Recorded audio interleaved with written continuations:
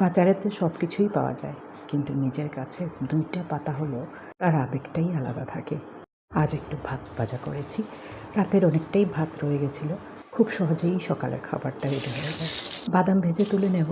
এতে কিন্তু কাজু কিশমিশ দিয়ে আমাদের খুব একটা ভালো লাগে না। আজকে আলু আর পেঁয়াজ দিয়েই করছি। স্বাদ মতো নুন, হলুদ গুঁড়ো দিয়ে লাল লাল করে ভেজে নেব। গাছের কারি পাতা অল্প দিয়ে দিলাম, অল্প কাঁচা লঙ্কা দিয়েছি। ভাত ভাজা আজকে অনেক দিন পর করছি। অল্প চিনি দিয়েছি, আর এখানে এমডিএচের মিট মশলাটা দিয়েছি। এর জায়গায় কিন্তু যে কোনো সবজি মশলা দেওয়া যেতে পারে। এইবার ভাতগুলো দিচ্ছি। রাতে অনেকটাই ভাত বেঁচে গেছিলো, তো কোনো সময় আমি ভাতটাকে নতুন ভাতের সাথে দিয়ে দিই। কখনো ভাত ফেলি না আমরা, আর কোনো সময় এইভাবে ভাত বেঁচে খেয়ে নিই।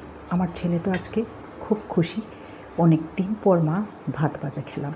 আসলে অনেক সময় সকালে তাড়াহুড়ার জন্য আমি রাতে ইচ্ছে করেই ভাতটা বেশি করে করতাম না, মানে চালটা বাড়িয়ে দিতাম। তো সকালবেলা এইভাবেই ওদেরকে ভাত ভাজা করে দিয়ে দিলে ওরা চুপচাপ খেয়ে নিত। সাথে ডিম অমলেট করেও অনেক সময় ঝুরি করে দিতাম, নাহলে পনির টনির দিয়েও দিয়ে দিতাম। তো আজকে অনেক দিন পর ও খুব খুশি ভাত ভাজা খেয়ে। আজকের ভিডিওটা এই পর্যন্তই। সবাই খুব খুব ভালো থাকবেন, সুস্থ থাকবেন।